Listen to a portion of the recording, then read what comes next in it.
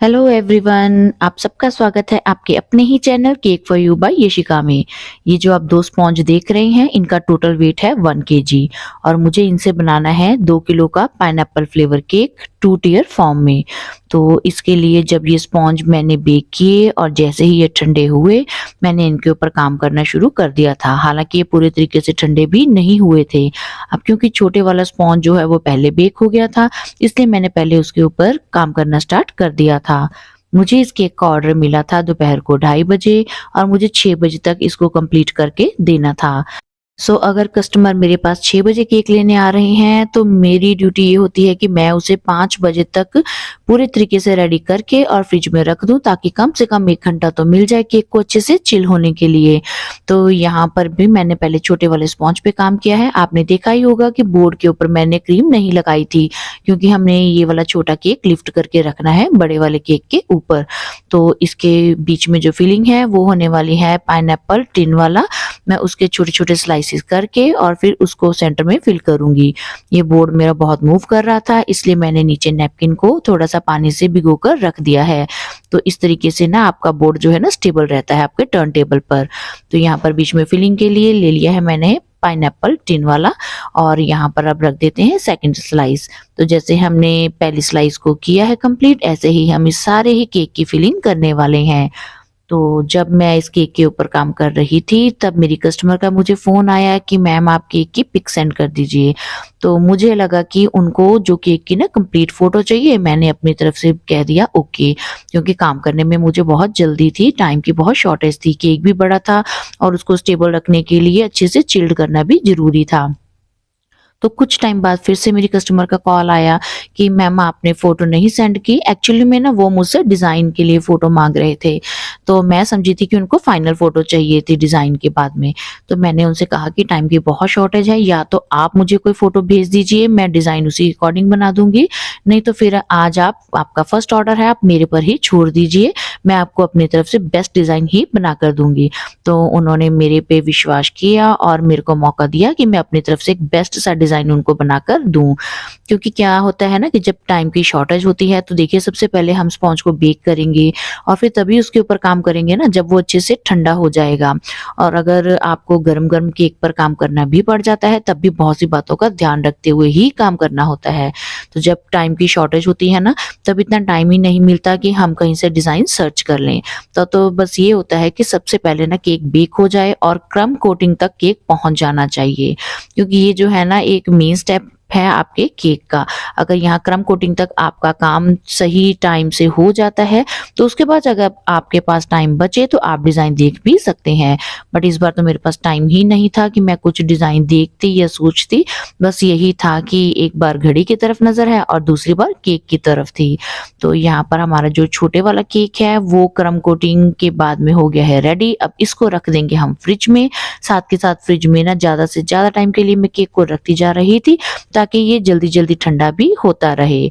तो अब जो ये बड़े वाला स्पॉन्ज है, इसको ना जब बाहर निकालना था, थोड़ा-सा मैं क्रीम बीट करने में लग गई। उतने में ये थोड़ा-सा ना ज़्यादा बेक हो गया था, बट अंदर से बिल्कुल ठीक था और इतना तो चल ही जाता है, क्योंकि इससे ज़्यादा अगर कुछ और टाइम लग जाता ना, तब हम कहते कि ये स्पॉन्ज काम का नहीं था। तो अभी तक ये बड़े वाला स्पॉन्ज जो है ना पूरे तरीके से ठंडा भी नहीं हुआ था, इसलिए आप देख सकते हैं कि मैं कटिंग भी ना बहुत केयरफुली कर रही हूँ।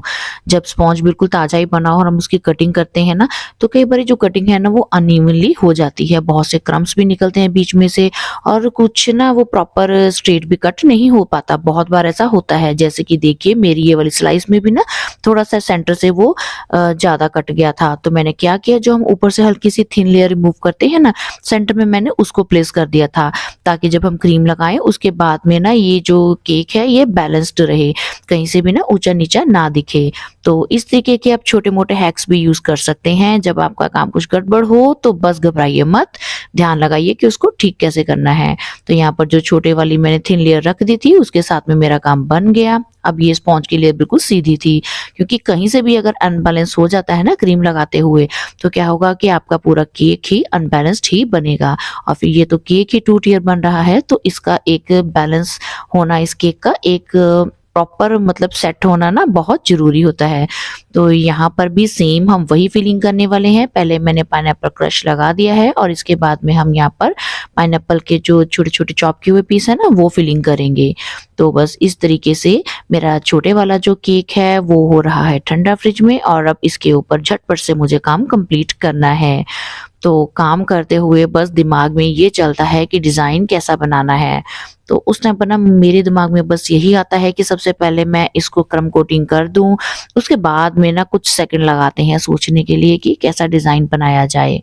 तो जब टाइम की शॉर्टेज हो तो बस आप यही कीजिए, क्रम कोटिंग तक कंप्लीट कर दीजिए अपने काम को, क्योंकि यही फर्स्ट स्टेप है जो आपके ना केक की सेफ्टी के लिए बहुत जरूरी है, अच्छे से केक की ना क्रम कोटिंग कंप्लीट होना। तो यहाँ पर भी देखिए जल्दी जल्दी मैं आपको फॉरवर्ड करते हुए वीडियो दिखा रही हूँ कि किस तरीके से इस केक की मैंने दोनों लेयर्स की फिलिंग अंदर कर दी थी। और अब ये फाइनल लेयर ऊपर रख दी है, इस पर भी अच्छे से क्रीम लगा देंगे। केक को कर देते हैं अच्छे से क्रीम से कवर, ताकि हम इसको भी ना कुछ टाइम के लिए फ्रिज में रख दें, और जो छोटे वाला केक है तब तक हम उसके ऊपर काम स्टार्ट कर देंगे। तो फाइनल फ्रॉस्टिंग के लिए ना अब मैं टाइम भी नहीं वेस्ट करना चाहती थी, तो मैंने क्या किया, सिंपल व्हाइट क्रीम ली बिना कोई कलर डाले, उसके साथ में ना इस केक को कवर करना स्टार्ट कर दिया था। क्योंकि अगर हम सोचें कि 2-3 कलर की क्रीम मैं बनाती, फिर उसके लिए एक तो देखो उतना ही टाइम भी लग जाता है कि कलर मिक्स करते हैं, फिर वो लाइट चाहिए शेड डार्क चाहिए, बार बार कलर बीच में डालना, तो इससे ना टाइम जो है आपका ज़्यादा लग जाता है। तो इसलिए फिर मैंने वाइट कलर की क्रीम के साथ में ही केक को कर दिया कवर। दिमाग में एक आइडिया आ गया था कि इसके ऊपर कलर बाद में कैसे अप्लाई करने हैं, तो इसीलिए बस सिंपल सा मैंने लिया मेथड आज का केक को कवर करने का। तो मैंने यहाँ पर सबसे पहले अच्छे से क्रीम सब तरफ लगा दी है, और जब तक इसके ऊपर अच्छी सी फिनिशिंग नहीं आ जाती तब तक आप कोशिश करते रहिए इसको स्मूथ सी फिनिशिंग लाने के लिए। तो जो भी एक्स्ट्रा क्रीम होती है ना पाइपिंग पैक से लगाते हुए भी, वो भी आपकी स्क्रैपर के साथ में या पैलेट नाइफ के साथ में उतर जाती है। सिर्फ उतनी ही क्रीम केक के ऊपर लगती है जितनी की उस केक को चाहिए फाइनल फिनिशिंग तक। तो यहाँ पर देखिए मैंने 2 कलर लिए हैं, एक तो मैजिक का मैंने बजूका पिंक कलर लिया है और दूसरा पेपिलॉन का मैंने ब्लू शेड ली है। तो सबसे पहले मैंने एक ड्रॉप पिंक कलर की डाली ऊपर पैलेट नाइफ पे, और उसको ना ऊपर वाली साइड पर मैंने इस तरीके से टैप टैप करते हुए लगा दिया था, और टॉप पार्ट पर भी थोड़ा सा कलर अप्लाई कर दिया। इसके बाद में सेम पैलेट नाइफ को किया मैंने साफ, और ब्लू शेड की एक ड्रॉप लगाते हुए उसको नीचे वाले पोर्शन में और सेम मैंने ऊपर टॉप पार्ट पर भी अप्लाई कर दिया। तो देखिए जब हम स्क्रैपर को घुमाना शुरू करते हैं तो ये कलर जो है ना सारे केक के ऊपर एक बैलेंस्ड वे में स्प्रेड हो जाता है। तो टॉप पार्ट पर भी मैं धीरे धीरे इस कलर को स्प्रेड कर रही हूँ, ताकि ये जो साइड वाली शेडिंग और टॉप पार्ट की शेडिंग है ना ये ऑलमोस्ट सेम लगेगी। तो अगर आपको साइड्स पर कहीं लग रहा है कि ज्यादा डार्क कलर रह गया है तो कोई बात नहीं, एक बार फिर से स्क्रैपर को घुमाइए, जितना भी एक्स्ट्रा शेड होगा ना वो आपके स्क्रैपर के ऊपर आ जाएगा। तो इसी तरीके से आप अपने केक को जब आपके पास टाइम कम हो कलरफुल बना सकते हैं। क्योंकि अगर वैसे भी हम क्रीम में मिक्स करते हैं ना कलर, तो कई बार 3 से 4 ड्रॉप भी लग जाती हैं जब तक हमारा मनपसंद का शेड नहीं बनता। तो ऐसे आपने देखा कि सिर्फ सिंगल सिंगल ड्रॉप के साथ में ना कलर की सिंगल ड्रॉप लेते हुए ही हमने अपने किस तरीके से केक को एक कलरफुल वे में कवर कर लिया है। तो अब सेम वाला मेथड हम अपनाएंगे अपने बेस वाले केक के ऊपर भी। ये अगर बेस बड़ा है तो आप ये मत सोचिए कि यहाँ पर हमारा कलर जो है ना वो ज्यादा लगने वाला है। यहाँ पर भी हमारा सारा काम एक एक ड्रॉप के साथ ही होता है। फिर भी अगर कहीं लगे कि कलर आपका लाइट रह जाता है तब आप हल्की सी और शेड ले सकते हैं, एक ड्रॉप और ले सकते हैं। तो यहाँ पर भी सेम वे में पहले मैंने लिया है पिंक शेड और एक ड्रॉप ली है मैंने। इस बार तो देखिए मैंने और भी कम कलर लिया, क्योंकि पिछली बार ना जब कलर ड्रॉप ज्यादा आ गई थी तो आपने देखा होगा कि वो नीचे की ओर कलर मेरा बह गया था। मैंने बेस से उठाकर उसको अप्लाई किया था ऊपर। अब हल्का सा कलर मैंने और लिया और इसको ऊपर और केक के साइड पर अच्छे से अप्लाई कर दिया है टैप टैप करते हुए। अब जो नीचे का पार्ट है हम उसको फिर से ब्लू कलर की ड्रॉप के साथ में कवर करने वाले हैं। तो कई बार कलर क्या होता है कि अगर थोड़ा सा ज्यादा पतला होता है ना तब उसका फ्लो करने का रहता ही है कि वो कलर ना जैसे ही आप साइड पर लगाने लगेंगे वो पैलेट नाइफ से नीचे गिर जाता है। तो ऐसे में बस सेम वही करेंगे हम कि स्क्रैपर को घुमाते हुए और कलर को अच्छे से ना हम मर्ज कर देंगे अपने केक के ऊपर। और फिर से वही बात, अगर कहीं लगता है कि ज़्यादा शेड है तो फिर एक बार हल्का सा स्क्रैपर फिर से घुमा दीजिए। जहाँ पर आपको लगे कि अब कलर जो है बैलेंस्ड हो गए हैं, स्मूथ हैं, तब वहाँ पर स्क्रैपर रोक दीजिए। और हाँ, अगर आपको लगता है ना कि इसका टेस्ट बिटर हो जाता है क्रीम के ऊपर, तो ऐसा नहीं है, क्योंकि हमने सिर्फ एक ही ड्रॉप यूज़ की है और उससे कोई भी बिटरनेस नहीं आती टेस्ट में। तो टॉप पार्ट पर भी हल्का-हल्का पैलेट नाइफ चलाते हुए मैंने कलर को अच्छे से स्प्रेड कर दिया है। और टॉप पार्ट का तो ये है ना, इसके ऊपर हम अपना छोटे वाला केक रख ही देंगे, तो इसके ऊपर ज़्यादा शेडिंग तो हमारी दिखने वाली है ही नहीं। तो जो एक्स्ट्रा क्रीम है उसको भी उतारते जाते हैं।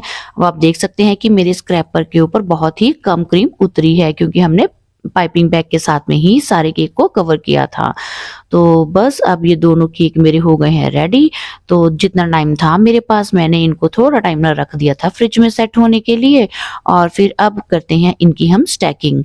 तो स्टैकिंग करने के लिए मैंने छोटे वाले केक का मोल्ड लिया, उसको रख दिया बड़े वाले केक के ऊपर, सो दैट मुझे एक मार्किंग मिल गई थी कि मुझे कहाँ पर इस छोटे वाले केक को प्लेस करना है। तो अब इसके बाद में सबसे ज़रूरी काम कि यहाँ पर डावल्स भी इंसर्ट करने हैं। मैंने 3 डावल यहाँ पर इंसर्ट कर दिए हैं और फिर उनको अच्छे से अंदर प्लेस करते हुए, चाहे तो आप क्रीम के साथ में इनको हाइड कर दें या फिर छोड़ दें, ऐसे भी चल जाएगा। तो यहाँ पर बड़े ही केयरफुली मैंने पैलेट नाइफ के साथ में छोटे वाले केक को उठाया है और सेंटर में डावल भी डाल दिया है। तो इन दोनों की हेल्प से ना मैंने उठा के छोटे वाले केक को रख दिया ऊपर और बड़े ही केयरफुली मैंने पैलेट नाइफ को बाहर निकाल दिया। तो अब ये जो डावल था उसको जितनी हाइट मुझे चाहिए थी उतनी कट करके मैंने अंदर दोनों केक्स में इंसर्ट कर दिया था। तो इससे क्या है कि आपकी केक की ना सेफ्टी बढ़ जाती है, ये दोनों जो है अपनी जगह से मूव नहीं करते। अब इसके बाद में फाइनल डिजाइनिंग के लिए मैंने ली है नोजल नंबर 1M और इसमें पिंक शेड की लाइट सी क्रीम बनाकर मैंने भर दी थी। और यहाँ पर ना फ्रंट साइड जो मुझे केक की रखनी थी वहां पर मैंने बना दिए बड़े बड़े से रोजेट्स। तो जल्दी में तो बस यही था कि डिजाइन जल्दी जल्दी बनाना हो तो सबसे इजी होता है रोजेट के साथ में काम करना। और ब्लू कलर की क्रीम मैंने बनाकर ना, यहाँ पर शायद मैंने टर्कॉइस कलर लिया था, ब्लू नहीं टर्कॉइस शेड लिया था, उसको मैंने फिल कर दिया पाइपिंग बैग में। और नोजल मैंने यूज की है 6B। तो इसके साथ में ना मैंने कुछ रोजेट बना दिए और कुछ मैंने छोटे छोटे ड्रॉप्स बना दिए थे। तो बस यही 2 कलर थे जिनके साथ में मुझे लगा कि आज शेडिंग की जानी चाहिए। तो यहाँ पर जहाँ जहाँ आपको दिखता है कि कुछ गैप है वहां पर बस आप इनको फिल करते जाइए दोनों कलर्स के साथ में। अब जो ये पिंक क्रीम थी ना, इसको मैंने छोटे वाले एक और पाइपिंग बैग में डाला और उसमें मैंने छोटी नोजल लगा दी थी, नोजल नंबर 8। तो इसके साथ में भी ना इसको मैंने शेड को ना थोड़ा सा डार्क रखा था पहले वाले लाइट पिंक की बजाय, ताकि ये दूर से कलर थोड़ा सा सेपरेट दिख सके। तो बस यही सेम कलर शेडिंग जो मैंने साइड पे अप्लाई किए थे उन्हीं का यूज करते हुए मैंने फ्रंट वाले पार्ट को भी ना कुछ वैसे ही कलर्स के साथ में फिल कर दिया था। बस ब्लू की जगह इस बार मैंने टर्कॉइस कलर लिया था मैजिक का। तो अब जो साइड थी ना उसको मैंने सोचा कि बॉर्डर बना दिया जाए, पर मुझे लगा कि क्रीम कम है पाइपिंग बैग में। सो जब क्रीम कम बचती है ना तो पहले मैं क्या करती हूँ, सिर्फ फ्रंट पार्ट की ओर बॉर्डर बनाती हूँ, कि अगर पीछे की ओर नहीं भी बनता या हम कलर और ऐड करते हैं बीच में क्रीम ऐड, तो कई बार क्या है ना शेड चेंज हो जाता है। बट बैक साइड पर तो चेंज अगर शेड में है कुछ तो वो इतना चल जाता है। तो फ्रंट साइड पर मैंने दोनों ही ना बराबर पार्ट्स में बॉर्डर बना दिया था। फिर लगा कि जितनी क्रीम है इसको यूज करते हैं, सो धीरे धीरे मैंने नीचे बाकी साइड पर भी ना बॉर्डर बना दिया। बट हुआ क्या कि मेरी जितनी क्रीम पाइपिंग बैग में थी देखने में मुझे कम लग रही थी, बट इतने के साथ में ही ना मेरे दोनों ही केक्स के बॉर्डर कंप्लीट हो गए। बल्कि और जो क्रीम बची थी उसके साथ में भी मैंने कहीं कहीं छोटे छोटे ड्रॉपलेट्स बना दिए थे फ्रंट वाले डिजाइन के पास में। तो ये था मेरा क्रीम के साथ में करने वाला काम। और इसके बाद में अब इसकी फाइनल फिनिशिंग करने के लिए जो हम स्प्रिंकल्स डालकर करते हैं उसके लिए मैंने ले लिए थे और एडिबल स्प्रिंकल्स, और उनको भी ना फ्रंट पोर्शन पर डालकर केक की फाइनल फिनिशिंग को कंप्लीट किया। कुछ मैंने ये बड़े वाले व्हाइट पर्ल्स लगा दिए थे फ्रंट पर, और बाकी मैंने छोटे 0 साइज के लेकर ना व्हाइट एडिबल स्प्रिंकल उनको भी साइड पर जो हमने शेडिंग की है उसके ऊपर कहीं कहीं डाल दिया था। सो मैंने टाइम से पहले ही इस केक को रेडी कर दिया था, लगभग 5 साढ़े 5 के बीच में मैंने इसको रेडी करके ना और रख दिया था फ्रिज में।